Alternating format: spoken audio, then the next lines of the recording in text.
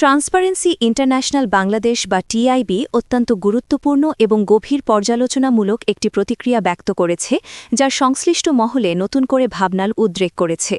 প্রিয় সরকারি চাকুরিজীবী ভাই ও বোনেরা, আজকের সকালের আপডেট নিউজে আপনাদের স্বাগতম।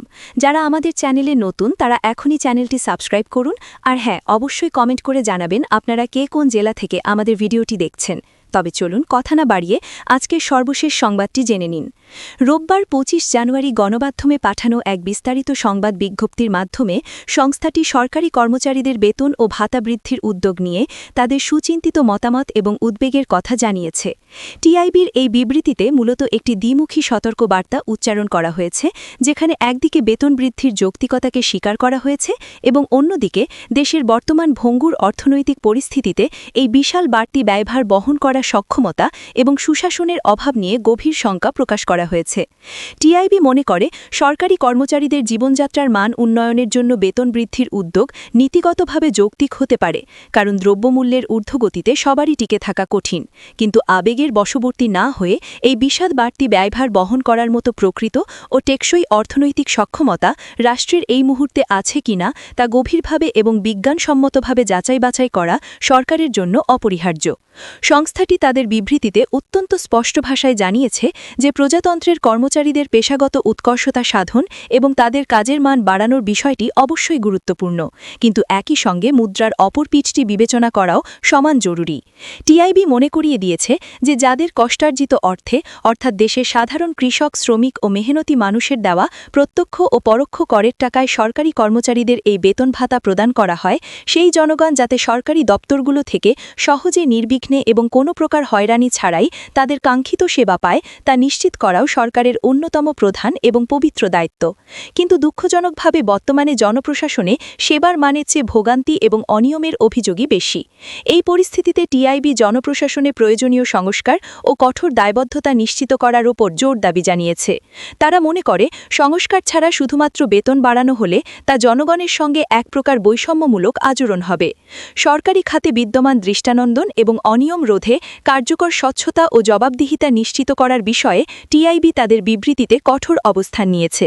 সংস্থাটি আশঙ্কা প্রকাশ করেছে যে সরকারি দপ্তরগুলোতে যদি স্বচ্ছতা ও জবাবদিহিতার সংস্কৃতি চালু করা না হয়, তবে নতুন পে স্কেল হিতে বিপরীত হতে পারে। তাদের মতে এর অন্যথা হলে নতুন পে স্কেল বা বর্ধিত বেতন কাঠামো দুর্নীতি কমানোর পরিবর্তে ঘুষ ও দুর্নীতির প্রিমিয়াম বা রেট বৃদ্ধির এক অব্যর্থ হাতিয়ারে পরিণত হওয়ার প্রবল শঙ্কা রয়েছে।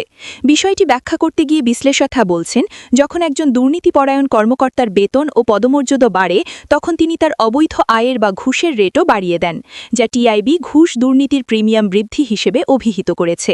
অর্থাৎ বেতন বাড়লে দুর্নীতিবাজ কর্মকর্তাদের সামাজিক মর্যাদা ও আভিজাত্য বাড়বে এবং তারা তাদের জীবনযাত্রার ব্যয় মেটাতে বা লোভের বশবর্তী হয়ে তাদের অবৈধ লেনদেনের হারও বাড়িয়ে দিতে পারেন, যা শেষ পর্যন্ত সাধারণ মানুষের ভোগান্তি ও খরচ আরও বহুগুণ বাড়িয়ে তুলবে। জনপ্রশাসনে কার্যকর সংস্কার ও জবাবদিহি নিশ্চিত না করা হলে নতুন পে স্কেল যে ঘুষ ও দুর্নীতিকে আরও উৎসাহিত করতে পারে, এমন আশঙ্কার কথা টিআইবি অত্যন্ত গুরুত্বের সাথে তুলে ধরে। রোববার দেওয়া ওই বিবৃতিতে সংস্থাটি সরকারকে স্মরণ করিয়ে দেয় যে সরকারি কর্মচারীদের বেতন ভাতা বাড়ানোর উদ্যোগ নীতিগতভাবে যৌক্তিক হলেও দেশের বর্তমান অর্থনৈতিক বাস্তবতায় এর চাপ বহনের সক্ষমতা সরকারের আছে কিনা তা আগে যাচাই করা জরুরি। টিআইবির নির্বাহী পরিচালক ড ইফতেখারুজ্জামান এই পুরো বিষয়টি নিয়ে অত্যন্ত তাৎপর্যপূর্ণ মন্তব্য করেছেন। তিনি বলেন, প্রস্তাবিত বেতন বৃদ্ধির অর্থ যোগান দিতে যে বিপুল পরিমাণ অর্থের প্রয়োজন হবে তা সংগ্রহের বা সংস্থানের কোনো সুস্পষ্ট ও বাস্তবসম্মত পরিকল্পনা সরকার এখন পর্যন্ত জনগণের সামনে উপস্থাপন করেনি। এই অর্থ কি ঋণের মাধ্যমে আসবে নাকি জনগণের ওপর নতুন করের বোঝা চাপিয়ে আদায় করা হবে সে বিষয়ে ধোঁয়াশা রয়েছে।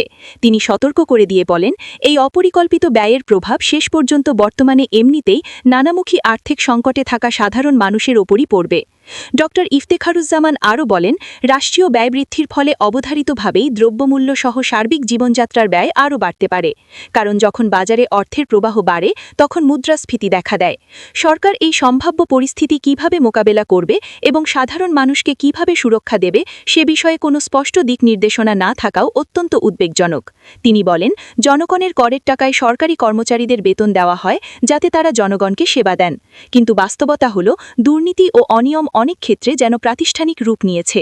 অতীত অভিজ্ঞতায় দেখা গেছে বেতন বাড়লেও দুর্নীতি কমেনি, বরং অনেক সময় অবৈধ লেনদেন আরও বেড়েছে। তাই এবারও যে বেতন বাড়ালে দুর্নীতি জাদুর মতো উবে যাবে এমন আশা করার কোনো বাস্তব ভিত্তি নেই। তিনি মনে করেন, একদিকে সেবার মানে ঘাটতি এবং জবাবদিহির অভাব অব্যাহত রাখা এবং অন্যদিকে এসব মৌলিক সমস্যার সমাধান না করেই বেতন ভাতা বাড়ানো জনগণের সঙ্গে তামাশার শামিল। তাই টিআইবির পক্ষ থেকে সরকারের প্রতি আহ্বান জানানো হয়েছে যে পে স্কেল বাস্তবায়নের আগে বা সমসাময়িক সময়ে প্রশাসনিক সংস্কারের একটি কঠোর রোডম্যাপ ঘোষণা করতে হবে, যাতে জনগণ তাদের করের টাকার সঠিক প্রতিদান পায় এবং রাষ্ট্রীয় কোষাগারের ওপর অনাকাঙ্ক্ষিত চাপ সৃষ্টি না হয়।